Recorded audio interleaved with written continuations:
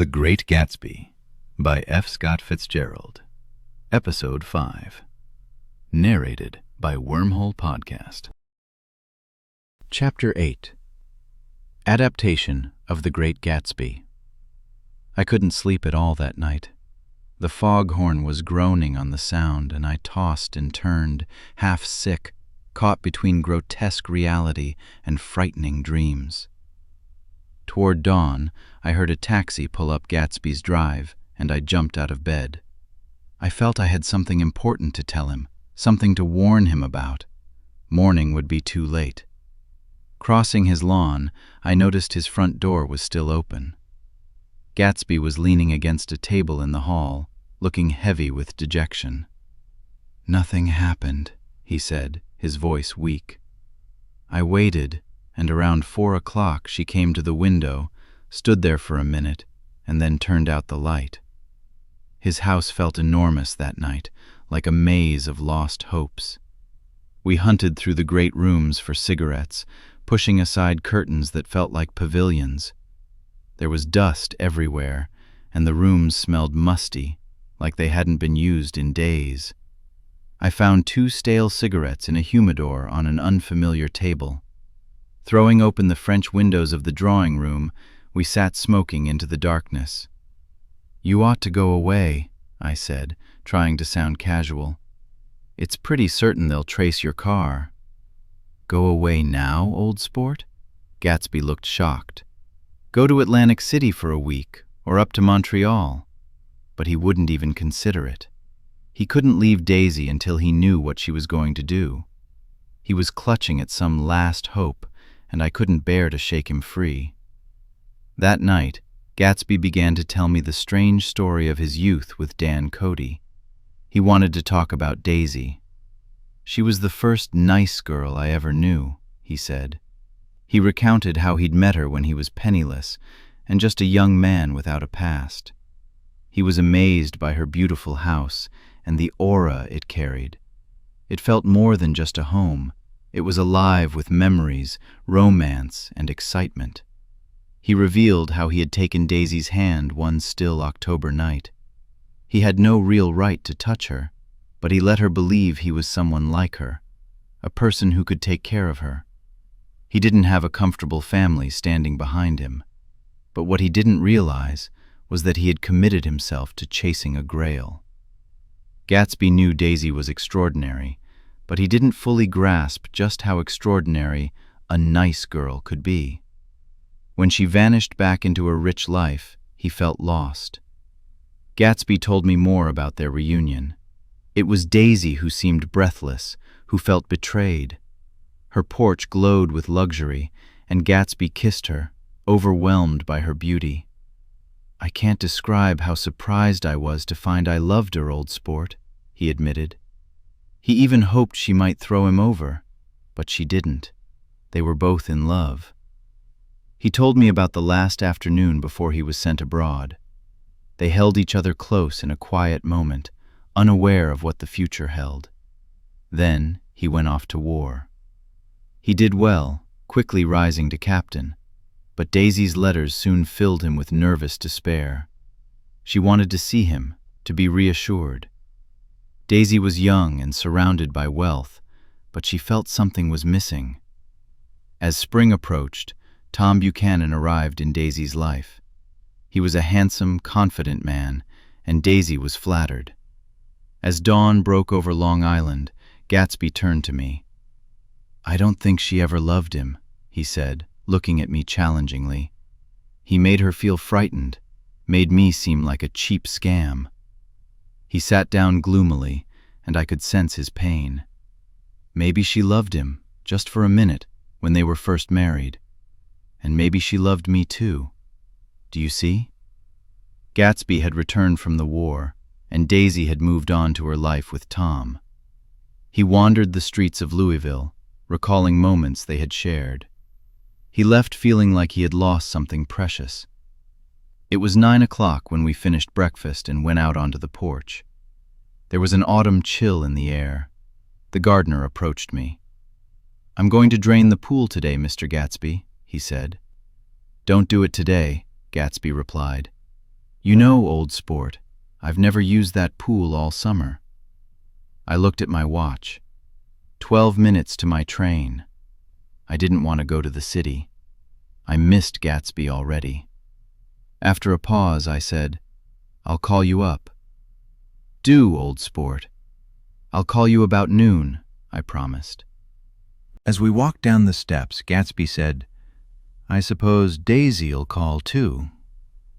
"I suppose so," I replied. "Goodbye." We shook hands, and as I reached the hedge, I turned back. "They're a rotten crowd," I shouted. "You're worth the whole damn bunch put together." I always felt glad I said that. Gatsby nodded politely at first, then a radiant smile broke over his face. He looked like a man who finally felt understood. I thanked him for his hospitality. We always thanked him for that. "Goodbye," I called. "I enjoyed breakfast, Gatsby." Back in the city, I tried to work, but soon I fell asleep at my desk. Just before noon, the phone rang. It was Jordan Baker. "I've left Daisy's house. I'm at Hempstead, and I'm going to Southampton this afternoon." Her next words annoyed me. "You weren't so nice to me last night." "How could it have mattered then?" I shot back. There was silence. Then she said, "However, I want to see you." "I want to see you too," I replied. We went back and forth before we stopped talking. I didn't care anymore. I couldn't talk to her if I never talked to her again. I dialed Gatsby's house, but the line was busy. I tried 4 times. An exasperated operator finally told me the line was open for a long-distance call from Detroit. I drew a small circle around the 3:50 train on my timetable. It was just noon. As I passed the ash heaps on the train, I deliberately crossed to the other side of the car. There would be a crowd around the garage all day, recalling what had happened. Now, let me backtrack a little to what happened at the garage after we left the night before. They had trouble locating Myrtle's sister, Catherine. She showed up stupid with liquor, unable to grasp what had happened. When they finally told her the ambulance had already left for Flushing, she fainted. Someone had to help her. All night, a crowd gathered outside the garage. George Wilson rocked back and forth inside, murmuring incoherently. Around 3, his muttering changed. He grew quieter and started talking about the yellow car. He mentioned how, months earlier, Myrtle had come home bruised. His grief was palpable. "Who did?" Michaelis asked, trying to understand. "I have a way of finding out." Wilson's eyes narrowed. "Don't be morbid, George," Michaelis said. "It was an accident." But Wilson shook his head. "He murdered her." "He was a trusting man," Michaelis offered, trying to help. But Wilson was convinced. "I know who it was." As dawn broke, Michaelis was relieved when he heard a car stop outside. It was someone who had promised to return. They shared breakfast, while Wilson remained quieter now. Eventually, Michaelis left for some much-needed sleep. But when he returned hours later, Wilson was gone. His movements were traced to Gad's Hill, where he bought a sandwich. He didn't eat it. By 2 o'clock, Gatsby had put on his bathing suit and asked the butler to let him know if anyone phoned. He took a mattress to the pool. The day passed without a call, and Gatsby didn't seem to believe it would come. He must have felt he lost his old, warm world. The new world was surreal and cold, where dreams drifted aimlessly. Then he heard shots ring out. I drove straight to Gatsby's house, feeling anxious. I rushed up the steps, but they seemed to know what had happened. 4 of us hurried down to the pool. There was a faint movement of water, the mattress drifting. A gust of wind traced a red circle in the pool. As we carried Gatsby toward the house, the gardener spotted Wilson's body nearby. The tragedy was complete. And that's how it all ended. Chapter 9. After 2 long years, I remember that day, the night, and the next day as an endless blur. It was filled with police, photographers, and reporters swirling in and out of Gatsby's front door. A rope stretched across the gate, and a policeman stood guard, trying to keep the curious away. Yet, little boys found a way in through my yard, always gathered around the pool, eyes wide with wonder. Someone, a detective perhaps, used the term madman when he looked over Wilson's body that afternoon. His tone set the stage for the nightmare that filled the morning papers. The reports were grotesque, overly detailed, eager, and mostly untrue. When Michaelis testified at the inquest, revealing Wilson's suspicions about his wife, I thought the whole thing might turn into a scandalous tale. But Catherine, Myrtle's sister, surprisingly held it together. She looked at the coroner with fierce eyes and swore her sister had never seen Gatsby. She claimed Myrtle was completely happy with her husband and had been up to no mischief. She convinced herself, crying into her handkerchief, as if even the suggestion of trouble was unbearable. So, Wilson became just a man deranged by grief, and that was that. But all of this felt distant to me. I was on Gatsby's side, and I felt utterly alone.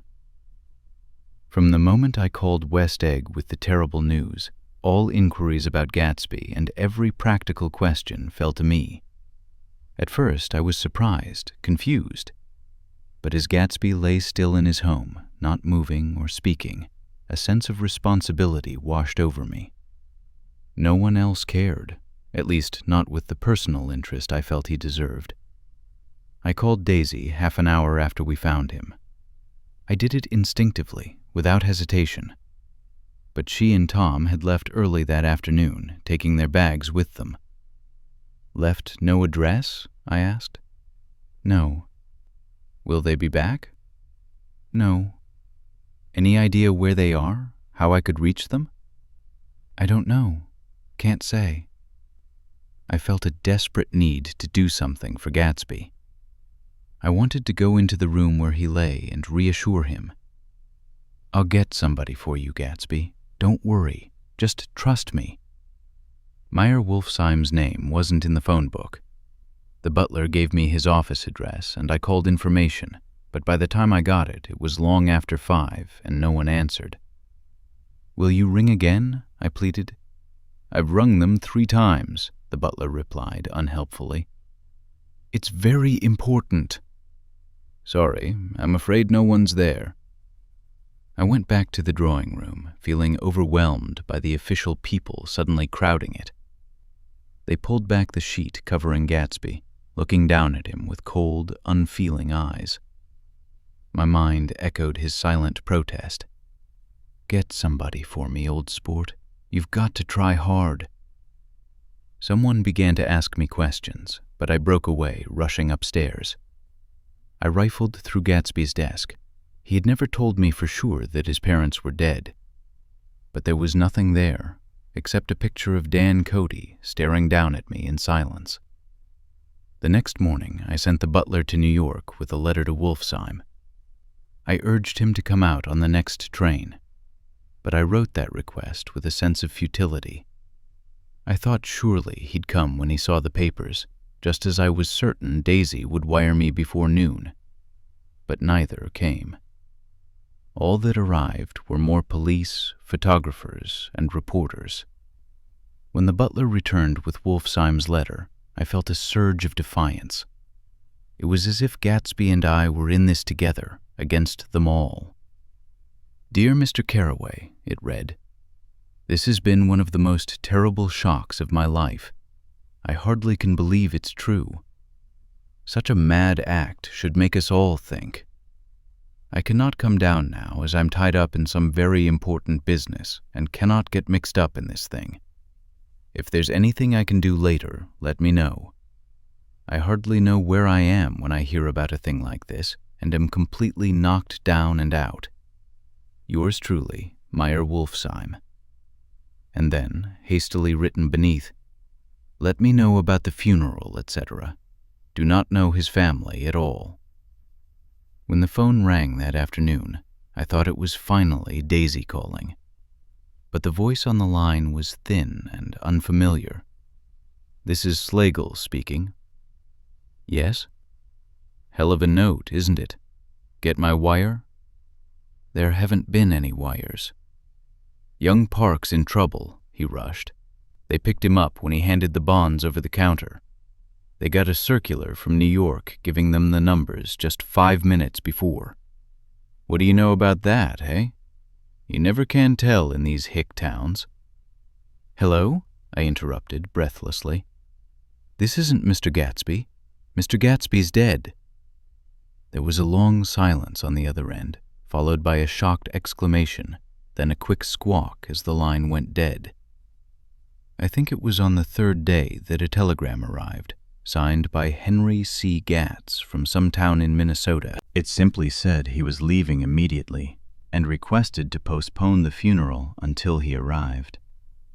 Gatsby's father appeared, a solemn old man, looking helpless and dismayed. He was bundled in a long, cheap coat against the warm September day.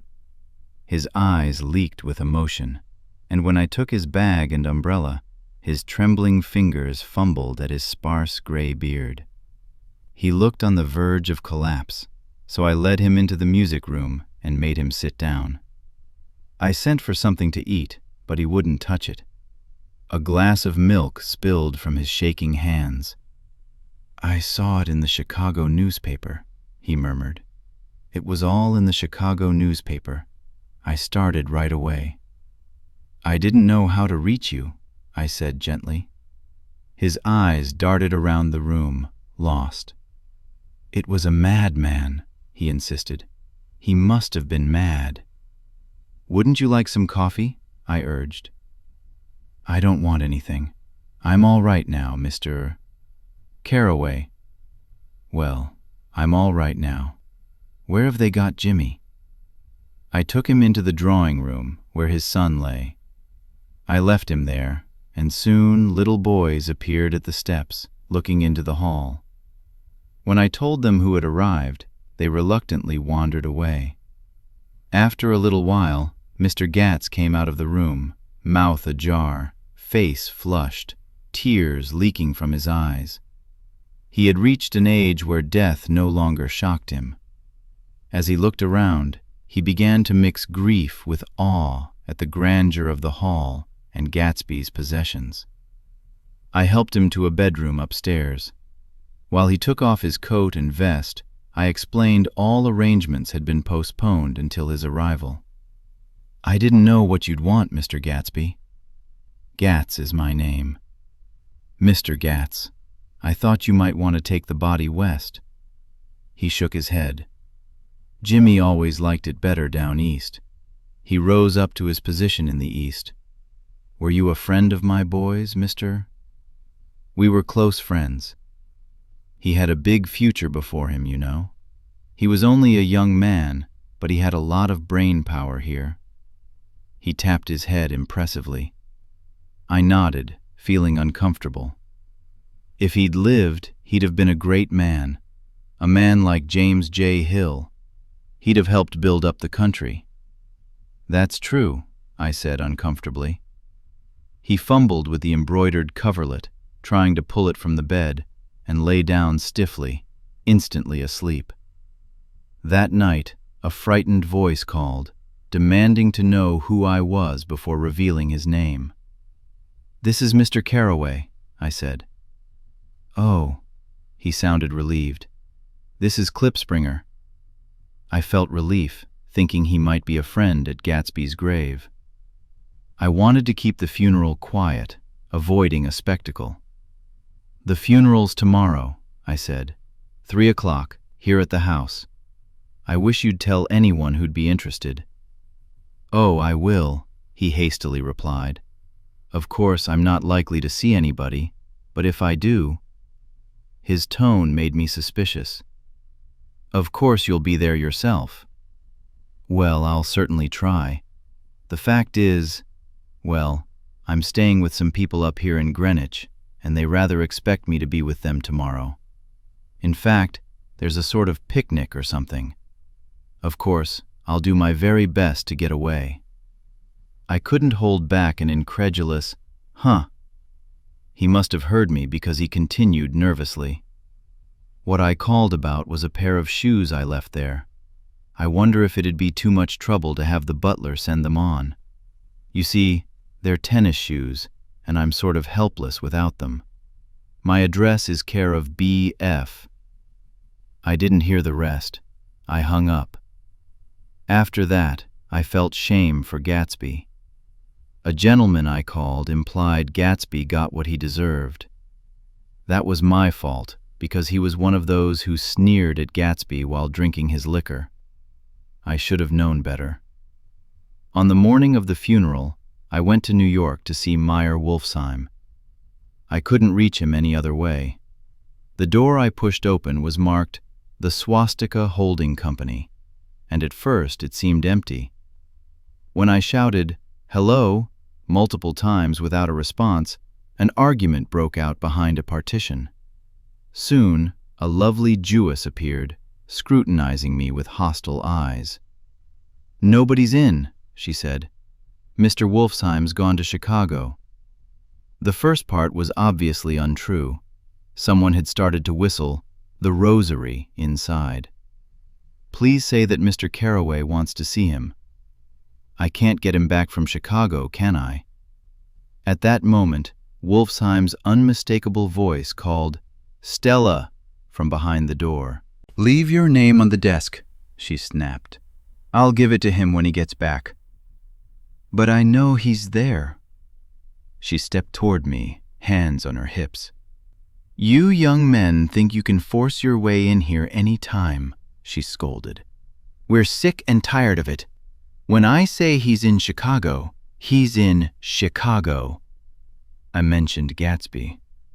"Oh," she reconsidered. "Will you just... What was your name?" She vanished. Moments later, Meyer Wolfsheim stood solemnly in the doorway, extending both hands. He drew me into his office, speaking reverently. "It's a sad time for all of us," he remarked, offering me a cigar. "My memory goes back to when I first met him," he said. "A young major just out of the army, covered with medals. He was so broke he had to keep wearing his uniform because he couldn't afford regular clothes. The first time I saw him, he came into Weinbrenner's pool room at 43rd Street and asked for a job. He hadn't eaten anything for days. 'Come on, have some lunch with me,' I said. He ate more than $4 worth of food in half an hour." "Did you start him in business?" I asked. "Start him? I made him." "Oh." "I raised him up out of nothing, right from the gutter. I saw he was a fine-looking, gentlemanly young man. When he told me he was an Oxford man, I knew I could use him. I got him to join the American Legion, and he stood high there. He did some work for a client of mine up in Albany. We were so thick, like that," he held up 2 bulbous fingers, "always together." I wondered if this partnership included the World Series transaction in 1919. "Now he's dead," I said after a moment. "You were his closest friend, so I know you'll want to come to his funeral this afternoon." "I'd like to come." "Well, come then." The hair in his nostrils quivered slightly. As he shook his head, his eyes filled with tears. "I can't do it. I can't get mixed up in it," he said. "There's nothing to get mixed up in. It's all over now." "When a man gets killed, I never like to get mixed up in it in any way. I keep out." When I was young, it was different. If a friend of mine died, no matter how, I stuck with them to the end. You may think that's sentimental, but I mean it, to the bitter end. I saw that for some reason of his own, he was determined not to come, so I stood up. "Are you a college man?" he suddenly asked. For a moment, I thought he might suggest a connection, but he simply nodded and shook my hand. "Let us learn to show our friendship for a man when he is alive, and not after he is dead," he suggested. "After that, my own rule is to let everything alone." When I left his office, the sky had turned dark. I returned to West Egg in a drizzle. After changing my clothes, I went next door and found Mr. Gatz pacing anxiously in the hall. His pride in his son and his possessions had grown, and now he had something to show me. "Jimmy sent me this picture," he said, taking out his wallet with trembling fingers. "Look there." It was a photo of the house, cracked and dirty from many hands. He pointed out every detail, eager for my admiration. "Look there." He had shown it so often that it seemed more real to him than the house itself. "Jimmy sent it to me. I think it's a very pretty picture. It shows up well." "Very well. Had you seen him lately?" "He came out to see me 2 years ago and bought me the house I live in now. Of course, we were broken up when he ran off from home, but I see now there was a reason for it. He knew he had a big future ahead of him. Ever since he succeeded, he was very generous with me." He lingered over the picture before putting it away, then pulled out a ragged old copy of a book called Hopalong Cassidy. "Look here," he said. "This is a book he had when he was a boy. It just shows you." He opened it at the back cover and turned it around for me to see. There, on the last flyleaf, the word schedule was printed with a date, September 12th, 1906. Below it were his rules. Rise from bed, 6 a.m. Dumbbell exercise and wall scaling, 6:15 to 6:30. Study electricity, etc., 7:15 to 8:15. Work, 8:30 to 4:30. Baseball and sports, 4:30 to 5. Practice elocution, poise, and how to attain it, 5 to 6. Study needed inventions, 7 to 9. General resolves, no wasting time at shafters or no more smoking or chewing. Bath every other day. Read 1 improving book or magazine per week. Save $5, $3 per week. Be better to parents. "I came across this book by accident," the old man said. "It just shows you, doesn't it? It just shows you." Jimmy was bound to get ahead. He always had resolves like this. Do you notice what he has about improving his mind? He was always great for that. He told me I ate like a hog once, and I beat him for it. A little before 3, the Lutheran minister arrived from Flushing, and I began to look out the windows for other cars. Mr. Gatz did too. As time passed and the servants stood waiting in the hall, his eyes blinked anxiously. He worried aloud about the rain. The minister glanced at his watch, so I took him aside and asked him to wait for half an hour. But it was no use. Nobody came. Around 5 o'clock, our procession of 3 cars reached the cemetery, stopping in a thick drizzle beside the gate. First, a motor hearse, black and wet. Then Mr. Gatz, the minister, and I in the limousine. Later, a few servants and the postman from West Egg in Gatsby's station wagon, all soaked to the skin. As we stepped through the gate into the cemetery, I heard a car stop, followed by splashing footsteps on the soggy ground. I looked around. It was the man with owl-eyed glasses, the one who had marveled over Gatsby's books in the library 3 months earlier. I had no idea how he knew about the funeral, or what his name was. The rain poured down his thick glasses. He took them off, wiped them, and watched as the canvas was unrolled from Gatsby's grave. I tried to think about Gatsby for a moment, but he felt too far away. I could only remember, without resentment, that Daisy hadn't sent a message or a flower. I dimly heard someone murmur, "Blessed are the dead that the rain falls on." And the owl-eyed man replied, "Amen to that," in a brave voice. We quickly moved back to our cars. Owl Eyes spoke to me by the gate. "I couldn't get to the house," he said. "Neither could anybody else."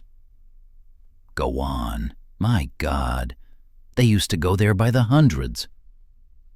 He took off his glasses, wiping them again, both inside and out. "The poor son of a bitch," he said. One of my most vivid memories is of returning west from prep school and later from college during Christmas. Those who traveled farther than Chicago would gather at Union Station at 6 o'clock on a December evening. A few Chicago friends, already caught up in their holiday festivities, bid them a hasty goodbye. I remember the fur coats of the girls coming back from Miss This or That's, the chatter of frozen breath and hands waving overhead as we caught sight of old acquaintances matching invitations. "Are you going to the Ordways? The Herseys? The Schultzes?" And then the murky yellow cars of the Chicago, Milwaukee, and St. Paul Railroad looked cheerful as Christmas itself on the tracks beside the gate. When we pulled out into the winter night, the real snow began to stretch out beside us, twinkling against the windows. The dim lights of small Wisconsin stations moved past, and a sharp, wild brace came suddenly into the air. We took deep breaths as we walked back from dinner through the cold vestibules, acutely aware of our identity with this land for one strange hour before we melted back into it. That's my Midwest. Not the wheat or the prairies, but the thrilling trains of my youth, the street lamps and the sleigh bells in the frosty dark. I feel a little solemn when I think of those long winters. I'm part of that, a bit complacent from growing up in a city where homes are still called by a family name through decades. I see now that this has been a story of the West after all. Tom, Gatsby, Daisy, Jordan, and I were all Westerners. Perhaps we all shared some deficiency that made us unadaptable to the East.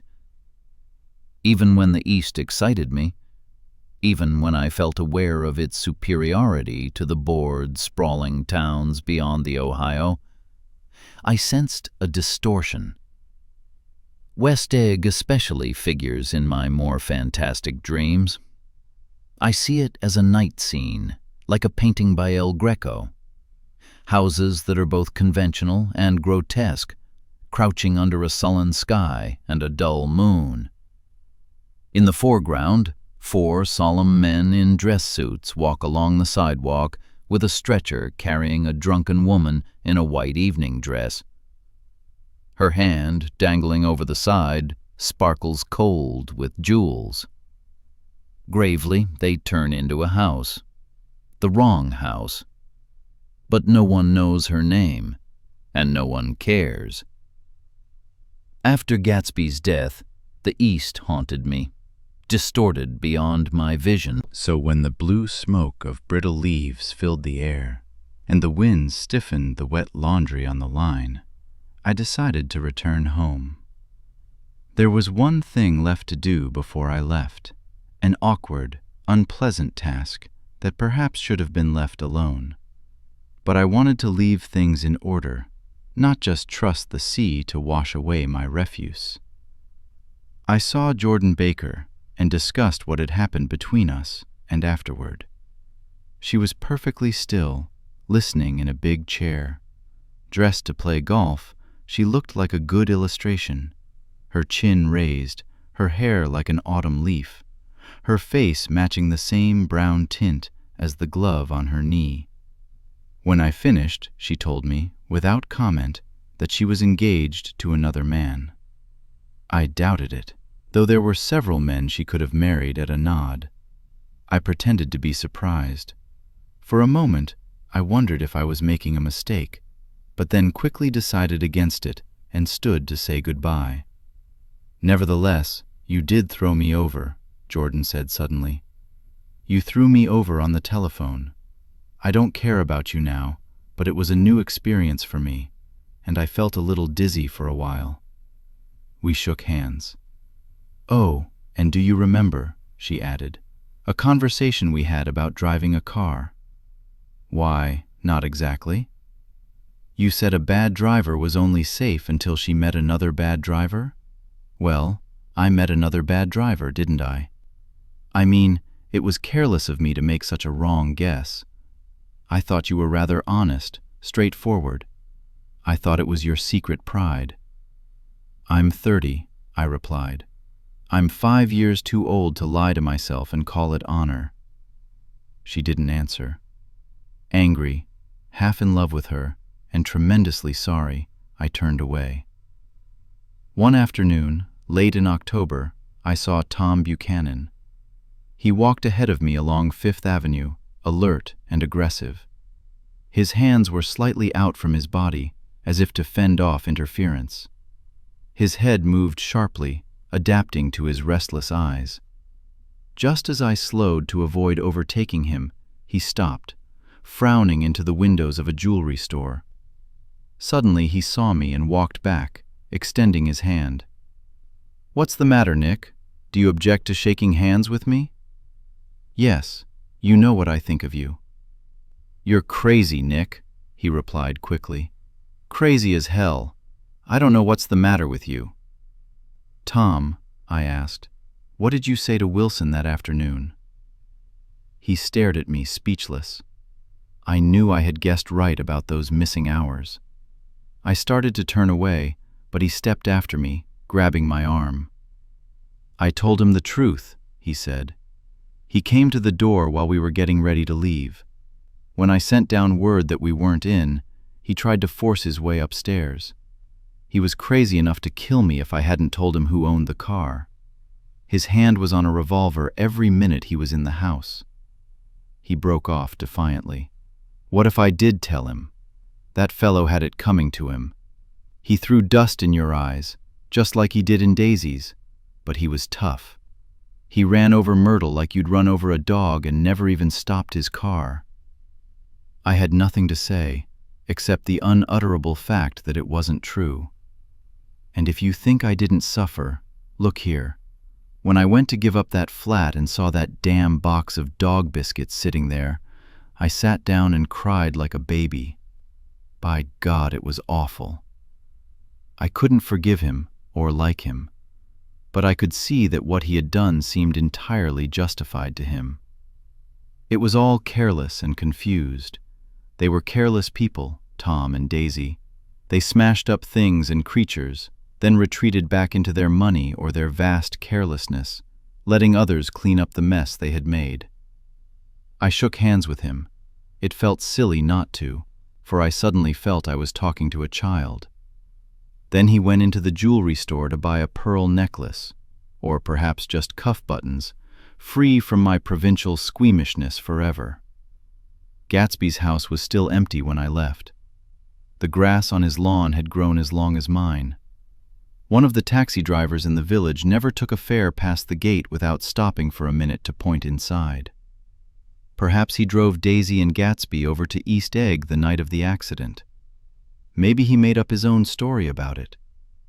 I didn't want to hear it, so I avoided him when I got off the train. I spent my Saturday nights in New York because those dazzling parties of his were so vivid in my memory. I could still hear the music and laughter faintly from his garden, the cars going up and down his drive. One night, I did hear a car stop there and saw its lights shining on his front steps. But I didn't investigate. It was probably just a final guest, someone who had been away at the ends of the earth and didn't know the party was over. On the last night, with my trunk packed and my car sold to the grocer, I went over to look at that huge, incoherent failure of a house once more. On the white steps, an obscene word, scrawled by some boy with a piece of brick, stood out clearly in the moonlight. I erased it, dragging my shoe along the stone. Then I wandered down to the beach and sprawled out on the sand. Most of the big shore places were closed now. There were hardly any lights, except the shadowy, moving glow of a ferry boat across the sound. As the moon rose higher, the inessential houses began to fade away. I gradually became aware of the old island here that had once flowered for Dutch sailors, a fresh, green breast of the New World. Its vanished trees, the ones that had made way for Gatsby's house, had once whispered secrets to the last and greatest of all human dreams. For a fleeting moment, man must have held his breath in the presence of this continent, compelled into a wonder he neither understood nor desired, face to face with something vast. And as I sat there brooding on the old, unknown world, I thought about Gatsby's wonder when he first picked out the green light at the end of Daisy's dock. He had come a long way to this blue lawn, and that dream must have seemed so close he could hardly fail to grasp it. He didn't know it was already behind him, somewhere back in that vast obscurity beyond the city, where the dark fields of the Republic rolled on under the night. Gatsby believed in the green light, the orgastic future that recedes before us year by year. It eluded us then, but that's no matter. Tomorrow we will run faster, stretch out our arms farther, and one fine morning, so we beat on, boats against the current, borne back ceaselessly into the past. The end.